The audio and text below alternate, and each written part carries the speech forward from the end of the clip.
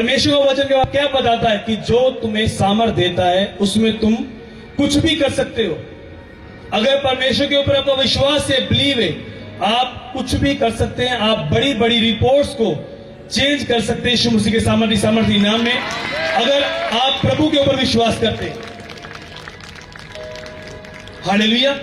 परमेश्वर मरते हुए को भी किनारे पर ले आता है यीशु मसीह के नाम में। तो वो आपको भी आज फ्री करेगा वचन के द्वारा यीशु मसीह के सामर्थी नाम में। कितने तैयार हैं आज? हालेलुया। चर्च में सभी आमीन आमीन बोलते हैं, लेकिन कुछ लोग होते हैं जो ध्यान करते हैं वचन के ऊपर। हालेलुया। जो वचन को सुनते हैं। हालेलुया। इस तरह वचन में लिखा, उस 12 साल की लहू बहने वाली औरत, इतने लोग थे लेकिन उसका विश्वास था कि जिसने मुझे सामर्थ दी। सामर्थ उसके अंदर कहां से आ गई? 12 साल से लहू बह रहा है, बॉडी में कमजोरी है, लेकिन फिर भी वो ये सोचती कि जो मुझे सामर्थ देता है मैं उसमें कुछ भी कर सकती हूँ। कमजोरी में चलते चलते धक्के भी लगे होंगे, गिरी भी होगी कहीं, लेकिन करते करते उसने प्रभु के परड़े को छुआ। उसी दिन उसकी हीलिंग हुई यीशु मसीह के सामर्थी नाम। और जो टॉपिक के ऊपर मैं आपसे बात करने के लिए जा रहा हूं कि जो हमें सामर्थ्य देता है उसमें हम सब कुछ कर सकते हैं। तो इसमें सब कुछ आता है। चाहे परमेश्वर ने आपको सुसमाचार के लिए चुना है, चाहे परमेश्वर ने आपको वॉलंटियर की ड्यूटी दी है, चाहे परमेश्वर ने आपको अच्छा विश्वासी बनाया है, चाहे परमेश्वर ने आपको बिजनेस दिया है, जॉब दी है, तो हर एक चीज आ जाती है इसके बीच में कि जो तुझे सामर्थ्य देता है उसमें तुम लोग कुछ भी कर सकते हो। अच्छा बिजनेस स्टार्ट कर सकते हो, अच्छी जॉब ढूंढ सकते हो, सुसमाचार सुना सकते हो। हम सोचते हैं कि शायद प्रॉब्लम सिर्फ हमारे ऊपर है। प्रॉब्लम जो है पौलुस की लाइफ में भी थी। पौलुस ने कहा, प्रभु ये कांटा मुझसे दूर कर दे। कितने मेरी बात को समझ रहे हैं?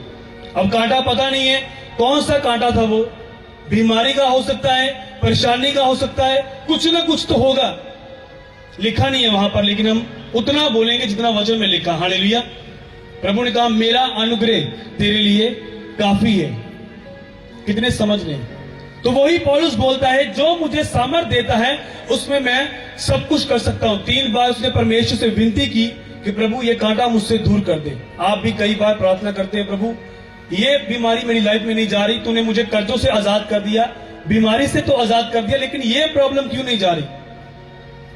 अगर आप उस प्रॉब्लम को देखकर चर्च आना बंद करते हैं, जब प्रभु से दूर होते हैं, जब प्रार्थना करनी बंद करते हैं, जब फास्टिंग बंद करते हैं, तो वो आपकी प्रॉब्लम है, परमेश्वर की नहीं। क्योंकि परमेश्वर आपको बोलता है, जो तुझे सामर्थ देता है उसमें तू सब कुछ कर सकता है।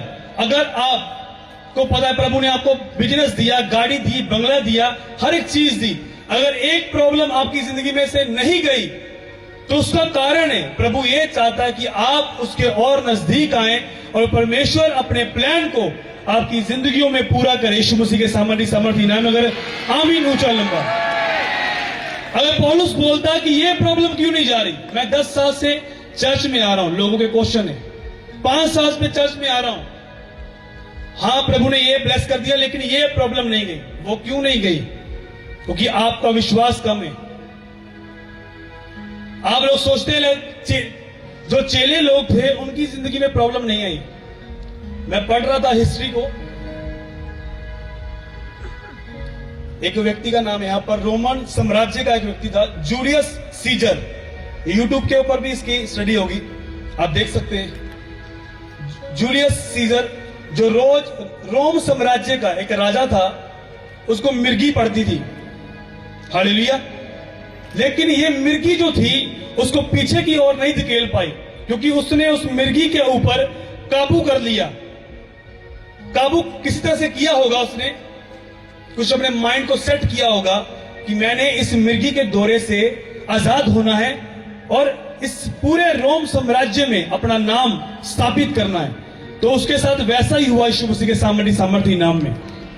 तो वो एक बड़ा राजा, उसको मिर्गी पड़ती है, उसने काबू कर लिया। आपकी लाइफ में जो भी प्रॉब्लम्स हैं, समस्याएं हैं, अगर आप परमेश्वर के वचन के ऊपर अड़े और खड़े और ये बोलते हैं कि जो मुझे सामर्थ देता है मैं उसमें कुछ भी कर सकता हूं, तो आप जीत के साथ वापिस आएंगे यीशु मसीह के नाम में।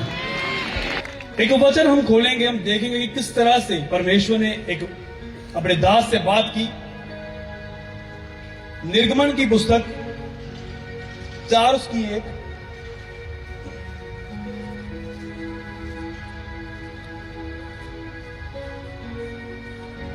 निर्गमन 4:1। तब मूसा ने, अपनी बाइबल खोलो सब जन, बाइबल की ओर देखो। निर्गमन 4:1। तब मूसा ने उत्तर दिया, वे मेरा विश्वास नहीं करेंगे और ना मेरी सुनेंगे, वरन कहेंगे कि यहोवा ने तुझे को दर्शन नहीं दिया।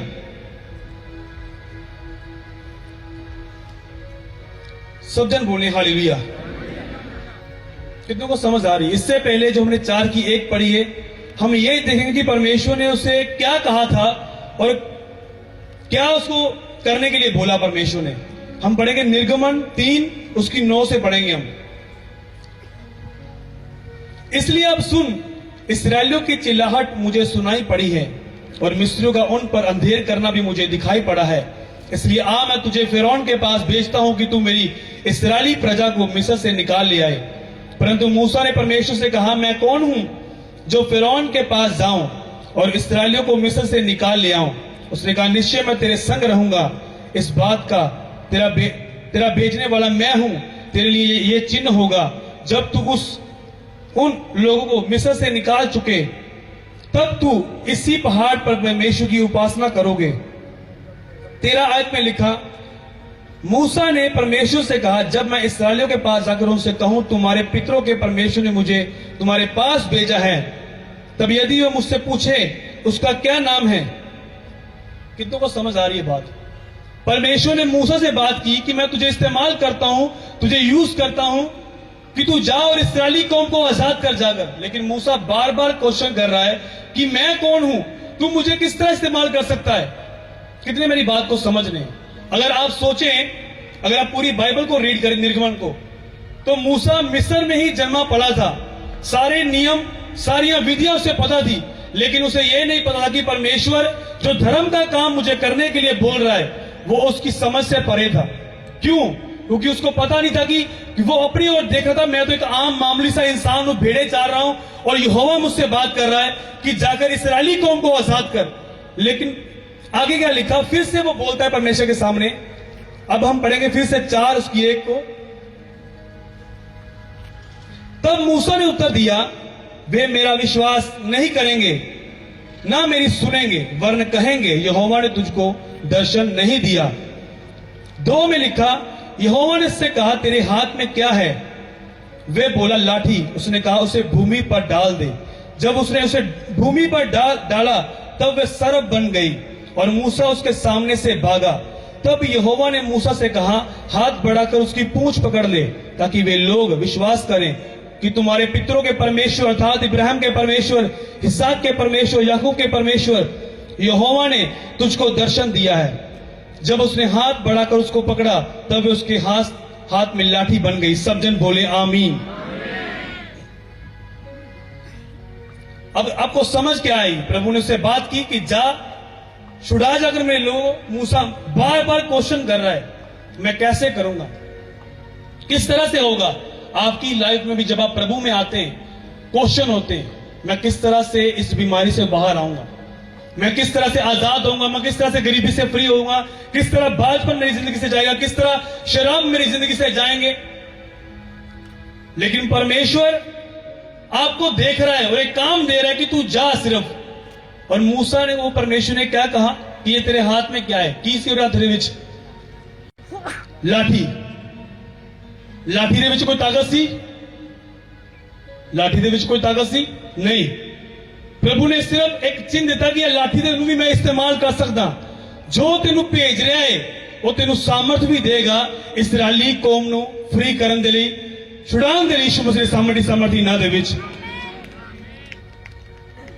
तो मूसा बार बार यही कंप्लेंट कर रहा है कि मैं कैसे करूंगा, क्या होगा, वो मुझ पर विश्वास नहीं करेंगे। एक बात वो और बोल रहा है वहां पर,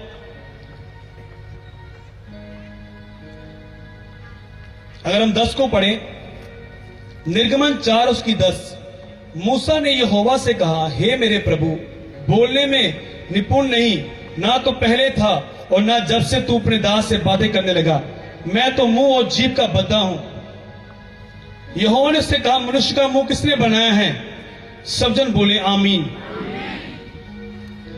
मूसा कहना मैं कितना गल करा परमेश्वर, मैं थथा वा, क्लियर बोल नहीं सकता, जन्म तो इधर आवा, तो मैं कितना गल करांगा।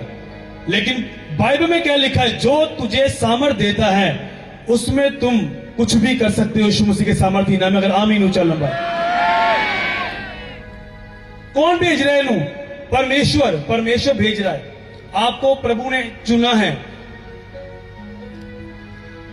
वचन में लिखा नहीं ये बात कि तुमने मुझे नहीं चुना, मैंने तुम्हें चुना है। प्रभु ने, आपको नहीं पता प्रभु आपके दिल में क्या देखता है, कि इस बंदे के अंदर पैशन है मेरा काम करने का।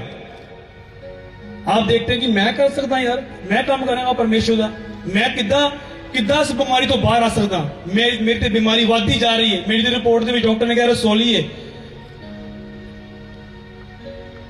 डॉक्टर ने जवाब देता है, लेकिन आपको नहीं पता कि प्रभु आपके अंदर क्या देखता है। वो आपके अंदर एक अच्छे गुण को देखता है, पैशन को देखता है। उस कारण वो आपको बोलता है कि मैं तुझे इस्तेमाल करूंगा यीशु मसीह के सामर्थ्य नाम में। मूसा अपनी क्षमता को देख रहा है कि मैं तो साधारण व्यक्ति हूं, भेड़े चारने के लिए पहाड़ के ऊपर आया, लेकिन परमेश्वर उसको क्या बोल रहा है? मैं तुझे इस्राएली कौम को आजाद करने के लिए इस्तेमाल करूंगा। अगर आज आप कमजोर हैं, अपनी कमजोरियों के ऊपर ध्यान मत दो कि मैं बीमार हूं या मैं गरीब हूं, छोटे घराने से हूं, छोटे एरिया से हूं। No problem. अगर आप परमेश्वर की सामर्थ को पहचान चुके हैं तो आप आगे बढ़ने वाले यीशु मसीह के सामर्थ्य नाम में। कभी अपनी पीठ देख सकते हैं? आप पीठ देख सकते हैं? आप कैसे दिखती है वो? आईने में, शीशे में देखते हैं ना। तो परमेश्वर की सामर्थ को पहचानने के लिए आपको आत्मिक आंखों की जरूरत है। जब आपकी आत्मिक आंखें खुल जाएंगी, आपको पता चलेगा कि आपके साथ कौन रहता है। फिर आप जीतेंगे हर एक जगह पर यीशु मसीह के सामर्थ्य नाम में। आप आईने में जाकर पीठ देखते हैं अपनी, ऐसे वैसे नहीं पता चलता आपको, लेकिन आपको नहीं पता कि परमेश्वर आपके साथ है। उसने अपना हाथ आपके कंधे पर रखा है। चल, जो तुझे सामर्थ्य देता है उसमें तू सब कुछ कर सकता है यीशु मसीह के सामर्थ्य नाम में। कितनों को समझ आ रही है वचन? एक परमेश्वर जो जमीन और आसमान का मालिक है, वो मूसा से बातें कर रहा है कि तू जा, लेकिन मूसा कंप्लेंट करता जा रहा है, मैं कैसे करूंगा, जुबान साफ नहीं है, वो मेरी बात पर विश्वास नहीं करेंगे, वो मुझे बोलेंगे कि यहोवा ने तुझे दर्शन नहीं दिया।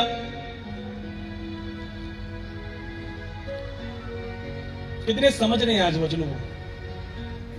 अगर आज का वचन आप समझ गए, आप जीतने वाले यीशु मसीह के सामर्थ्य नाम में।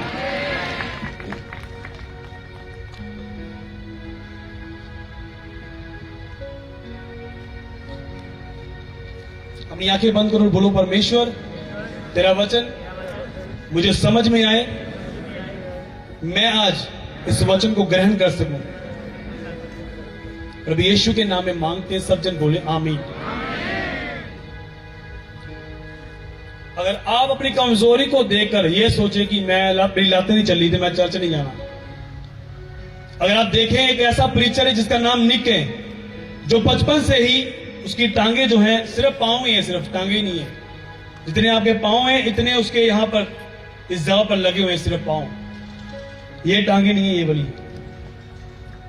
फिर भी उसने अपनी कमजोरी को यह सोचकर कि जो मुझे सामर्थ्य देता है उसमें मैं कुछ भी कर सकता हूं, एक बड़े स्टेज में, ऑडिटोरियम में उसको खड़ा कर देते हैं माइक लगाकर, और वो हजारों और लाखों लोगों के बीच में प्रचार करता है यीशु मसीह के सामर्थ्य नाम में।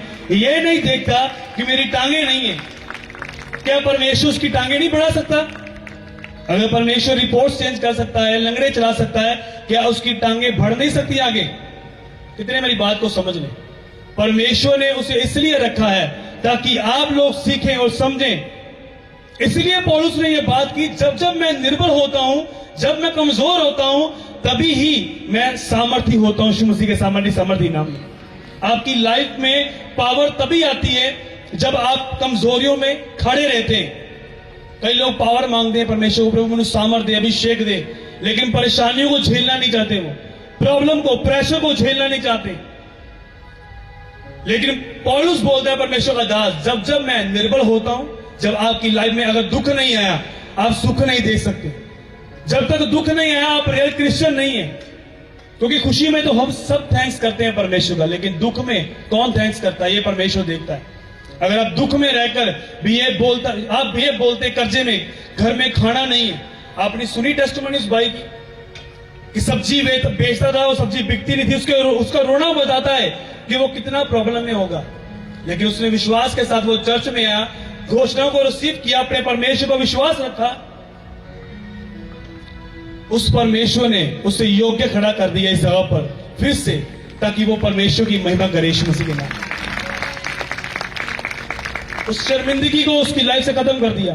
अब निक को देखकर कोई ये नहीं कहेगा कि इसकी टांगे नहीं है। हर एक बंदा कहेगा यार ये तो बड़ा जबरदस्त बंदा है, उसने परमेश्वर के वचन को समझ लिया।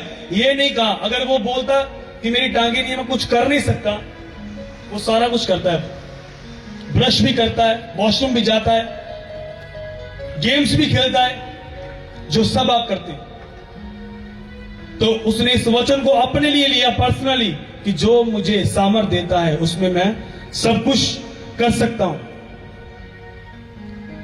क्या आप अपने छोटे बच्चे को जो 5-6 साल का है गाड़ी की चाबी दे सकते हैं?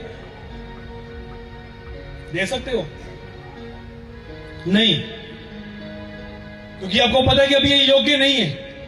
लेकिन जब परमेश्वर आपको भेजे, आपको बुलाए अपने पास, तो आपको डरना नहीं है। परमेश्वर को पता है कि मूसा तू ये काम कर सकता है, मैं तेरे अंदर वो चीज देख चुका हूं, तेरे हृदय को मैं देख चुका हूं, इसलिए मैं तुझे इतनी बड़ी कमांड दे रहा हूं कि तू मिस्र में जाकर मेरी कौम को खींचकर आजाद करके ले आए। यीशु मसीह के सामर्थ्य नाम में अगर आमीन ऊंचा लंबा है तो परमेश्वर आपके कपड़े नहीं देखता, आपके एरिया को नहीं देखता, आपके घराने को नहीं देखता, आपके घर में खाना है या नहीं देखता, पैसा है या नहीं देखता, वो आपके अंदर खूबी को देखता है। इसके अंदर मेरा काम करने की क्षमता है, इच्छा है, उसी चीज को वो उठाता है और आपको इस्तेमाल करता है। आप एक मिट्टी के पात्र हैं, ये एक मिट्टी का पात्र है, हालेलुया।